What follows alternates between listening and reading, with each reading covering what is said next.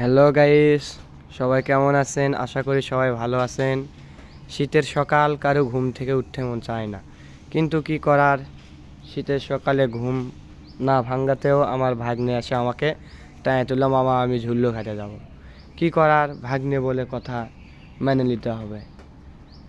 ভাগ্নে যে কিছু বললে সেটা মেনে নিতে হবে, কারণ তাই ছোট, তাকে নিয়ে আমার ঘুরতে যেতে হবে।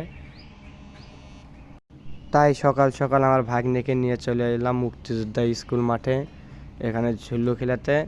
তাই তো সকালবেলা এত ঠান্ডার ভেতর যে কীভাবে চলাফেরা করতেছে আমি নিজেও জানি না। আমারই তো খুবই ঠান্ডা লাগতেছে।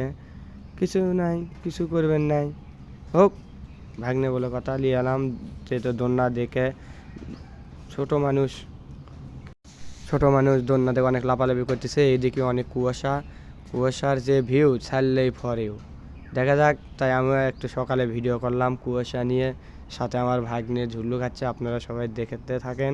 আর এই ঝুল্লুটা যদি আপনারাও খেতে চান, তাহলে মুক্তিযোদ্ধা স্কুল মাঠে চলে আসবেন, তাহলে ঝুল্লু খেতে পারবেন, অনেক সুন্দর। এখন তো সকালবেলা শীত ঠান্ডা আসেনি, তেমনটা কেউ আসেনি, কিন্তু বিকেলবেলা এই যা সিরিয়ালি পাওয়া যায় না, অনেক অনেক বলার মতো না। একটা পার্কেও মনে হয় অত লোকজন হয় না, তো এতটা লোকজন এই জায়গায় হয়। সামান্য এই দোলনা খাতে, এই যে ঝুল্লু খাতে অনেক ছোট ছোট ছোলপোলা আছে, বড় বড় মানুষও আসে। আমার ভাগ্নে বলতেছে, মামা আস্তে আস্তে দোলনা খাই, আমার হবে না, আমাকে জোরে জোরে দোলনা দাও। সেই অনেক জোরে জোরে দোলনা দিতে শুরু করলাম। সেই দোলনা দিতে দিতে এখন এই সাইডে দেখতে পাচ্ছি আমি অনেক কুয়াশা পড়ে গেছে। আরও এতক্ষণ তো আমি দেখিনি এত কুয়াশা পড়েছে। আর কুয়াশা বলতে কী লাভ, কি এখন শীত লাগছে, চলে যাব। সবাই থাকো গাইস, ভালো থেকো। আমরা এখন পজিশন চড়াই চলে যাচ্ছি। আর চড়ার যে ভিউ ছাড়লেই ফর ইউ, চতুর্দিকে খালি কুয়াশা আর কুয়াশা, কুয়াশা আর কুয়াশা। কিন্তু ভাগ্নে আমার ছোটো মানুষ, সে নিয়ে এতক্ষণ আর রাখলাম না, আমরা বাসায় চলে যাব। বেশি শীত আর কুয়াশার ভেতর থাকলে ছোটো ছোটো অসুখ হতে পারে। বাই।